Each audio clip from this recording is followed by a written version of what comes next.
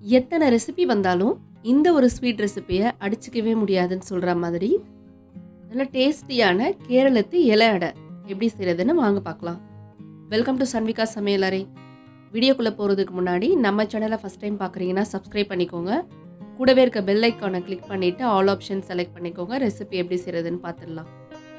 முதல்ல அடிகனமான பேனில் 1 கப் அளவுக்கு இடித்து வச்சுருக்க வெல்லம் சேர்த்துக்கலாம். 1 கப் வெல்லத்துக்கு 1/2 கப் தண்ணி சேர்த்துக்கலாம். ஸ்டவ்வை மீடியம் ஃப்ளேமில் வச்சு வெல்லம் நல்லா கரைஞ்சி வர வரைக்கும் நல்லா மிக்ஸ் பண்ணி எடுத்துக்கோங்க.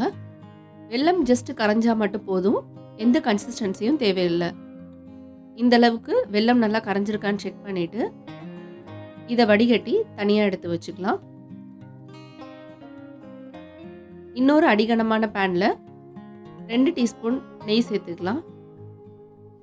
நெய் மெல்ட் ஆனதும் 2 நேந்திரம் வாழைப்பழத்தை இந்த மாதிரி கட் பண்ணி சேர்த்துக்கோங்க. இந்த வாழைப்பழத்தை நெய்யிலேயே 2லேருந்து 3 நிமிஷம் நல்லா இந்த மாதிரி மேஷ் பண்ணி வதக்கி விடலாம். வாழைப்பழம் லைட்டாக வதங்கினதும் நம்ம கரைச்சி வச்சுருக்க வெள்ளை கரைசலை உள்ளே சேர்த்துக்கலாம். இது கூட 3 ஏலக்காவை தட்டி சேர்த்துக்கலாம். இதுக்கு பதிலாக 1/4 டீஸ்பூன் ஏலக்காய் தூள் கூட நீங்கள் சேர்த்துக்கலாம். இப்போ இந்த வெள்ளை கரைசல்லையே இந்த வாழைப்பழத்தை நல்லா இந்த மாதிரி மசிச்சு விட்டு மிக்ஸ் பண்ணிகிட்டே இருங்க. இது இந்த அளவுக்கு நல்லா கெட்டியான கன்சிஸ்டன்சி வரணும். இப்போ ஸ்டவ்வை மீடியம் ஃப்ளேமில் வச்சுட்டு ஃப்ரெஷ்ஷாக துருவின 1/4 கப் தேங்காய் சேர்த்துக்கலாம். 3 டீஸ்பூன் அரிசி மாவு, அதே அளவு 3 டீஸ்பூன் வறுத்த ரவை சேர்த்துக்கலாம். எல்லாத்தையும் ஒன்று சேர்த்து நல்லா மிக்ஸ் பண்ணிகிட்டே இருங்க. பேட்டர் இன்னும் கொஞ்சம் நல்லா கெட்டியாக ஆரம்பிச்சிடும். ஸ்டவ்வை கம்ப்ளீட்டாக லோ ஃப்ளேமில் இருக்கட்டும்.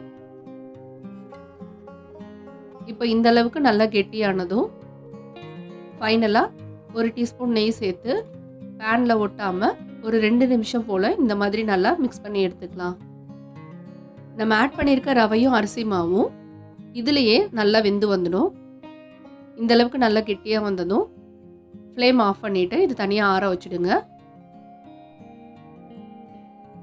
இப்போ பேட்டர் ஆறிட்டு இருக்க டைமில் இந்த மாதிரி வாழை இலையை சின்ன சின்ன பீஸாக கட் பண்ணி எடுத்துக்கலாம்.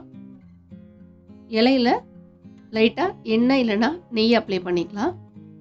எண்ணெயை விட நீங்கள் நெய் அப்ளை பண்ணும்போது இன்னும் கொஞ்சம் டேஸ்ட்டு நல்லாயிருக்கும். இப்போது உங்களுக்கு என்ன மாதிரி ஷேப் வேணுமோ அது மாதிரி ரெடி பண்ணிக்கோங்க. நான் கோன் ஷேப்பில் ரெடி பண்ணியிருக்கேன். நம்ம ரெடி பண்ணி வச்சுருக்க பேட்டர் நல்லா ஆறினதும் இந்த பதத்துக்கு நல்லா கெட்டியாக இருக்கும். இதுலேருந்து உங்களோட ஃபில்லிங்க்கு எவ்வளோ தேவையோ அந்த அளவுக்கு எடுத்துக்கோங்க. நான் ஒரு பெரிய டேபிள் ஸ்பூன் அளவுக்கு எடுத்திருக்கேன். இப்போ இது இந்த மாதிரி ஜென்டிலாக ஃபோல்ட் பண்ணி ஒரு டூத்பிக் இருந்ததுன்னா இலை ஓப்பன் ஆகாத அளவுக்கு நல்லா இந்த மாதிரி சீல் பண்ணி எடுத்துக்கலாம். இதே மாதிரி எல்லா இலையிலையும் லைட்டாக இந்த மாதிரி நெய் தடவிட்டு உங்களுக்கு எவ்வளோ தேவையோ அந்த மாதிரி ஃபில்லிங் ரெடி பண்ணிக்கோங்க. இதை நீங்கள் கோன் ஷேப் தான் பண்ணணும்னு அவசியம் இல்லை. உங்களுக்கு என்ன ஷேப் பிடிக்குமோ நீங்கள் அது மாதிரி ரெடி பண்ணிக்கலாம். எல்லா பீசஸையும் ரெடி பண்ணி தனியாக வச்சுடுங்க. இப்போ ஸ்டீம் பண்ணுறதுக்கு ஒரு இட்லி பாத்திரத்தில் தண்ணி சூடு பண்ணிவிட்டு பிளேட்டில் இந்த மாதிரி நம்ம ரெடி பண்ணி வச்சுருக்க பீசஸ்லாம் அரேஞ்ச் பண்ணிக்கலாம். இதை ஒரு 10 to 15 மினிட்ஸ் ஸ்டீம் பண்ணி எடுத்திங்கன்னா போதும். 15 மினிட்ஸ் கழித்து பார்த்தீங்கன்னா இந்த மாதிரி நல்லா சூப்பராக வெந்து வந்திருக்கும். இந்த மாதிரி வாழை இலையில் ஸ்டீம் பண்ணி எடுக்கும்போது அதோட எசன்ஸ் நம்ம ரெடி பண்ணியிருக்க இலை அடையில் இறங்கி அதோட டேஸ்ட்டை இன்னும் கொஞ்சம் அதிகமாக மாற்றும். அதே சமயம் நல்லா ஹெல்த்தியாகவும் இருக்கும். இப்போ டூத்பிக் எடுத்து ஓப்பன் பண்ணி பார்த்தீங்கன்னா நம்மளோட சூப்பர் அண்ட் டேஸ்டியான இலை அடை ரெடி. பார்க்குறதுக்கே எவ்வளோ டெம்டிங்காக இருக்குல்ல. இதை நீங்கள் நேந்திர பழத்துக்கு பதிலாக பலாப்பழத்தில் கூட ட்ரை பண்ணலாம். இன்னும் அதை விட டேஸ்டியாக இருக்கும். இந்த மாதிரி ரெசிபி செஞ்சிங்கன்னா வித்தின் 15 மினிட்ஸ்லேயே நம்ம செஞ்சு வச்ச பீசஸ் ஒன்று கூட நமக்கு இருக்காது. அந்தளவுக்கு ரொம்ப டேஸ்டி அண்ட் எம்மியான ரெசிபி. இதே மாதிரி இன்ட்ரெஸ்டிங் அண்ட் ஈஸியான ட்ரெடிஷ்னல் ரெசிபீஸ்லாம் பார்க்குறதுக்கு நம்ம சேனலை மறக்காமல் சப்ஸ்கிரைப் பண்ணிக்கோங்க.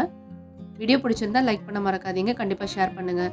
அடுத்து ஒரு இன்ட்ரெஸ்டிங் அண்ட் ஈஸியான ரெசிபிஸோடு மீட் பண்ணலாம்.